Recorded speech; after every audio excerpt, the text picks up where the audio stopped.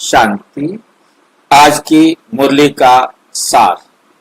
मीठा मीठा बाबा कहते मीठे बच्चे, मीठा मीठा बाबा कहते मीठे बच्चे, बाप को तुम बच्चे ही प्यारे हो। बाबा को सिर्फ तुम बच्चे ही क्या हो, प्यारे हो। बाप तुम्हें ही सुधारने के लिए आए, ये श्रीमत देते हैं, तो सदा इस ईश्वरीय मत पर चल स्वयं को पवित्र बनाओ। बाबा को तुम बच्चे प्यारे हो, बाबा की श्रीमत पर चलकर तुम क्या करो, पवित्र बनाओ। स्वयं को पवित्र बनाओ, खुद को पवित्र बनाओ। जैसे उस दुनिया वाली गीता में भी कृष्ण ने अर्जुन को कहा कि हे अर्जुन, ये ज्ञान सूर्य ने मनु को, श्वाकु को दिया, वो ज्ञान प्राय लोप हो गया था। तू मेरा प्रिय मित्र है, इसलिए मैं तेरे लिए कह रहा हूं। ऐसे ही शिव बाबा भी हमें आकर कह रहे हैं कि तुम मुझे प्यारे हो, इसलिए मैं तुम्हें ये सुना रहा हूं। अब मेरी श्रीमत पर चलकर। हाँ जी, बाबा ने कहा कि तुम बाप को तुम बच्चे ही प्यारे हो। जिस टाइप को मुरली सुनते हैं वही बच्चे प्यारे। जो बच्चे मुरली सुनेंगे नहीं वो बाबा को क्यों प्यारे लगेंगे भाई? किस लिए प्यारे लगे? पाठ के हिसाब से आके सुनेंगे ना भाई। हाँ जी, वो तो अपने पाठ के हिसाब से ज्ञान में आके सुनेंगे ना। तो बाबा को प्यारे तभी लगेंगे। तुम बच्चे ही प्यारे हो, कोई ओनली कोई प्यारे हैं क्या जो सुन रहे थे तब बता दो। मैं समझा नहीं आपकी बात, आप क्या कहना चाह रहे? बाबा ने जब ये मूर्ति चलाई थी, हाँ हाँ हाँ, वो बाबा के सामने बैठे थे, वही बच्चे प्यारे, तुम बच्चे ही प्यारे हो। जो मुरली पढ़ेगा वही प्यारा लगेगा ना। जो मुरली पढ़ेगा नहीं वो क्यों प्यारा लगेगा भाई?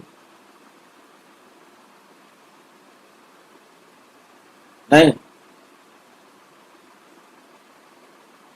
बाबा को वही बच्चा प्यारा लगेगा जो बाबा की मुरली को पढ़ेगा। अब आज आप मुरली पढ़ रहे हो तो आप बच्चे बाबा को प्यारे हो। अब जब कोई मुरली पढ़ नहीं रहा उस टाइम वो प्यारा कैसे? आप दिन में 10 बार मुरली पढ़ते हो तो आपको बाबा से ज्यादा प्यार है। कोई एक बार मुरली पढ़ता है तो उसको बाबा से कम प्यार है। आप जितनी बार मुरली पढ़ोगे तो प्यार है। आप जितनी बार चाहे बाबा की उंगली पकड़ लो, जब मर जाए तुम छोड़ दो। पकड़नी तो आपने है उंगली ना, जो बच्चा उंगली पकड़ेगा उसी को तो बाबा से प्यार है। जो बाबा उंगली नहीं पकड़, जो बच्चा बाबा की उंगली नहीं पकड़ेगा, जो बच्चा बाबा की श्रीमत पर नहीं चलेगा, उसे बाबा से क्या प्यार है और बाबा को उससे क्या प्यार मिलेगा? हम उंगली पकड़ेंगे, हम बाबा की श्रीमत पर चलेंगे तो बाबा की श्रीमत हमें मिलेगी, प्यार मिलेगी। हम मुरली सुनने के लिए बैठे हैं, पढ़ने के लिए बैठे हैं, तो हमें बाबा कहता है मैं तुमसे प्यार करता हूं। हम इस मुरली को अभी छोड़ देंगे तो बाबा प्यार करेगा? करेगा प्यार? जा, जिसे जो तेरे को चाहिए जा उसके पास, वही तेरे को प्यार करेगा, वही सवेरे नाश्ता तैयार करके देगा तेरी बुद्धि को। और दुनिया में इतने गंद बैठे हैं और वो सारा बुद्धि खराब करके रख देंगे। आप टेलीविजन चला लो, यूट्यूब चला लो, आप व्हाट्सएप पे चले जाओ, इंस्टाग्राम पे चले जाओ, सारा दिन बिजी रह सकते हो। सारा दिन बहुत काम मिल जाएगा, आपको फुर्सत ही नहीं मिलेगी आपको किसी और दुनिया को देखने की। तो आपको प्यार व्हाट्सएप से है, आपको इंस्टाग्राम से है, आपको यूट्यूब से है, आपको दुनिया से प्यार है, राजनीति से प्यार है, परिवार वालों से प्यार है, लगे रहो। बाबा तो प्यार नहीं करेगा ना। बाबा के पास हम श्रीमत लेने के लिए आएंगे तो बाबा प्यार देगा, ना तो ना देवे बाबा प्यार। फालतू नहीं है बाबा के पास।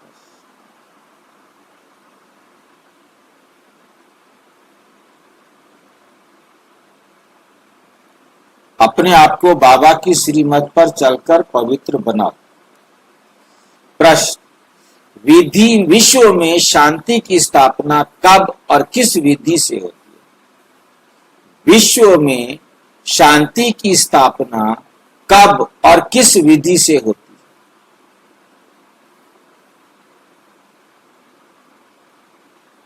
है? उत्तर, तुम जानते हो विश्व में शांति तो महाभारत लड़ाई के बाद ही होती है। विश्व में शांति तो महाभारत लड़ाई के बाद ही होती है। महाभारत की लड़ाई नहीं लगेगी तो विश्व में शांति नहीं होगी।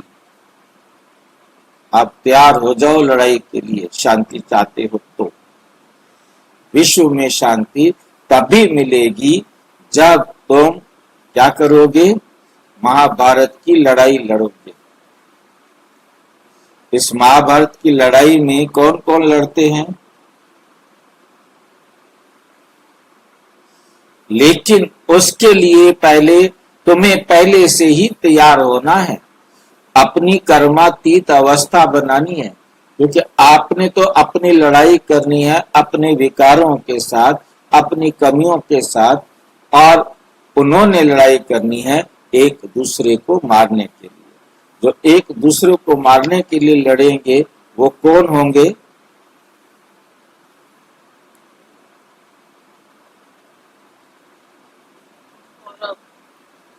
बस कौरव लड़ेंगे। यादव। हाँ, यादव भी लड़ेंगे। जो विज्ञान बुद्धि वाले हैं वो यादव, और जो विपरीत बुद्धि वाले हैं वो कौरव। उनकी लड़ाई होती, क्योंकि वो बाबा की श्रीमत पर नहीं है। यादव भी बाबा की श्रीमत पर नहीं है, कौरव भी बाबा की श्रीमत पर नहीं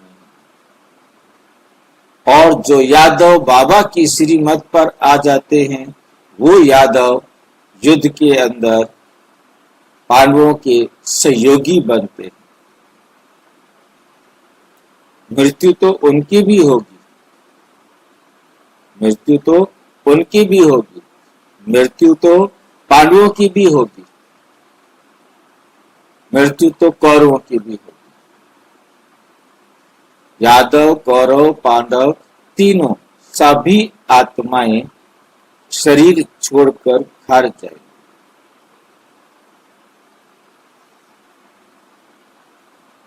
तुम्हें पहले से ही तैयार होना है, अपनी कर्मातीत अवस्था बनानी। अपनी कैसी अवस्था बनानी है? कर्मातीत अवस्था बनानी है, बनाने की मेहनत करनी है। सृष्टि के आदि मध्य अंत का ज्ञान सिमरण कर बाप की याद से संपूर्ण पावन बनना है। तब इस सृष्टि का परिवर्तन हो। कब होगा सृष्टि का परिवर्तन? जब तुम संपूर्ण पावन बनेंगे। हम पावन बन जाएंगे और उनका युद्ध होगा और फिर सृष्टि का विनाश होगा। बिना पावन बने कैसे सतयुग की दुनिया चलेगी? हमने केवल अपने आप को पावन नहीं बनाना, हमने अपनी दुनिया भी जो साथ लेके जानी है, जो जो सामान हमने साथ ले जाना है उसको भी प्योरीफाई करके बना के तैयार करके जाएंगे।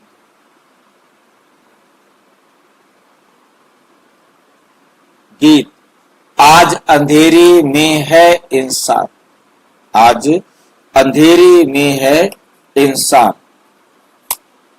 जाग जाग इंसान, कुछ ऐसे होगा।